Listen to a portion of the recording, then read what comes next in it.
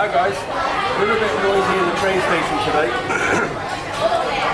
But one thing about traveling, I always get excited about traveling. I don't know why. I see, I hear a plane, or I even get excited about a train. I love to hear a train way off in the distance when they let the whistle go. A lot of people say they don't like that. But for me, I don't know why. I just love anything to do with traveling. So here at the train station, a little bit noisy this morning, but I want to take you on a little journey with me. I've lived in a few different countries in the world and traveled to many. So the first place is I was born in London. So when I was about 18 months, 2 years old, I moved to Iceland for 4 years. So I want to talk to you about my time in Iceland. Okay? So let's go to the journey.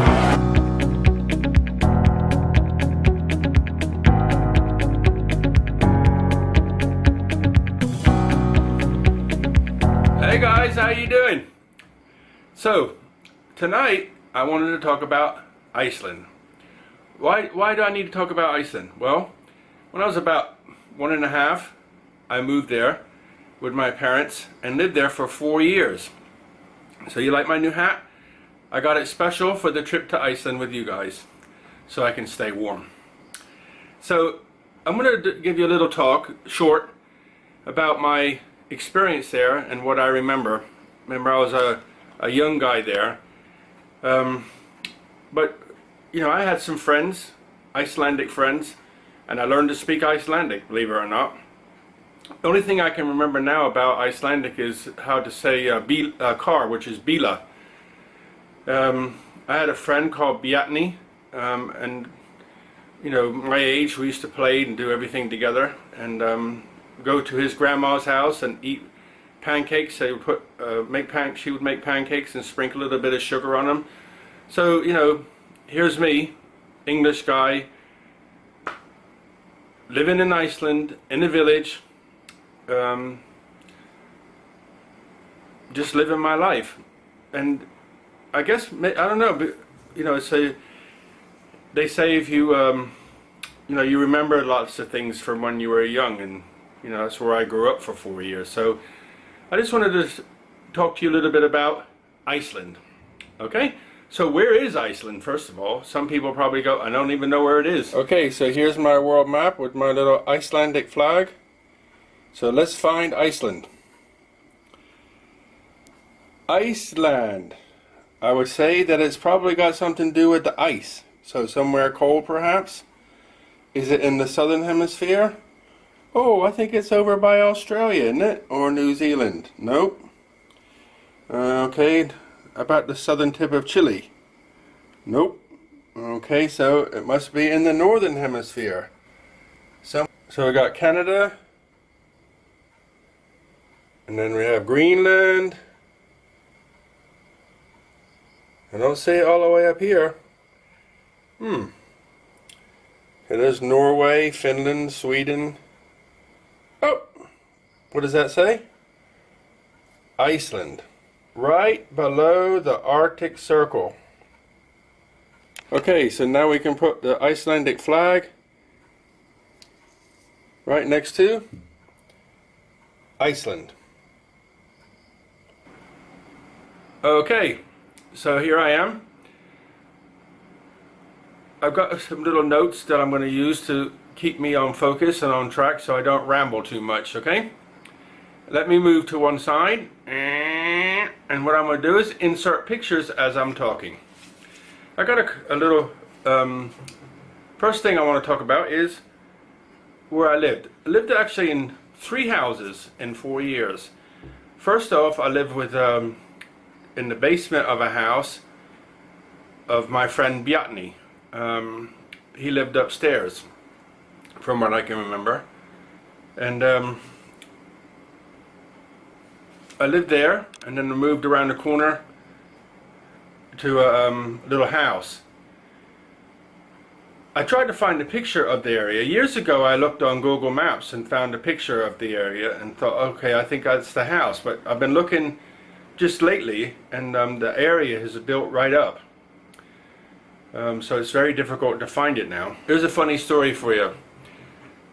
I was like 3 or 4 years old and went out of the house, down a hill, and then down this long road, maybe like 3-4 kilometers away, and then where the ground starts to go back up a hill, you can see here in the picture, and I was picking blueberries. Well, when the blueberries come out, you know, very, very, very tasty. So little guy sitting on the side of the hill eating blueberries and blueberries and blueberries and more blueberries, and then all of a sudden a little guy's belly went, oop, I need to poo. So what did I do? I decided to start to walk home. I got it like within about 500 meters of the house, and what happened? Boom! So this little 3 or 4 year old boy had poo all over the place. So when I got home, you know, my mom fussing, no doubt, and said, you know, got me undressed, got me all cleaned up, but my belly was a bit sore for a few days, but I must have been extremely healthy with all them blueberries floating around in my belly. So why was I in Iceland? Well, my father, I was born in London, but my father was American. He was actually in the American Navy at the time, and he got stationed to Iceland as a photographer with the Air Force. And so that's why we're there. And he was he's who got me into photography. So I went to school there. Going to school. Okay, let me talk a little bit about the weather first. In the summertime, it's maybe you want to wear a t-shirt and a sweater, maybe a light jacket in the morning, and then in the afternoon you can get down to, in the height of the summer, on a warm day you can get into a t-shirt. And local people used to, you know, maybe take their top off and lay in the sun on a hot day, and that wasn't too often. But in the winter you could have a couple feet of snow. I was looking at the average temperature, so I'll include them. In the depth of winter, it would average between -1 centigrade to +2 centigrade. Now where is it? It's just below the Arctic Circle. The mainland of Iceland is not touching the Arctic Circle, but there's an island just on the northeast side that just touches the Arctic Circle. So it tells you roughly where it is. So in the winter, the average temperature in December, -1 to +2 centigrade. So you can imagine a little guy outside waiting to catch the bus at, say, 8 o'clock in the morning, standing in the dark, because it got light at 10 o'clock in the morning and dark at 2 o'clock in the morning in the winter. So, you know, 4-year-old or whatever I was, going to school, very cold, very, very, very cold. And then come home in the dark because it got light at 2 in the afternoon. So, just a little bit of fun facts I wanted to tell you about Iceland. I've been doing a little bit of research and collecting some pictures for you, because I don't have any pictures from when I was there. In 1940, the British Army invaded Iceland during the Second World War, because they were frightened that the Germans were going to get in there. So they invaded Iceland, and I guess stayed there for a year or something, just to keep the Germans from getting in there. And then in 1944, so June 17th, 1944, Iceland got its independence from Denmark and became an independent republic, independent country. So June 17th each year is the Icelandic Independence Day. So just a little summary then, with no notes, about Iceland. I have very fond memories about being in Iceland. I remember, I said earlier, I spoke Icelandic pretty good.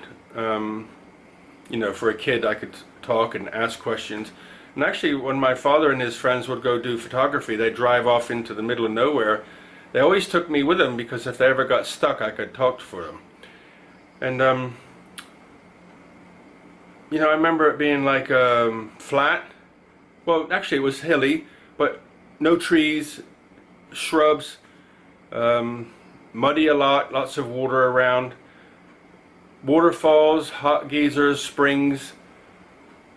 But you know, compared to how I'm living today here in a jungle, I actually enjoyed it. I have a real fondness for the Arctic kind of environment. I guess it's because it's like close to nature, away from people, and cold.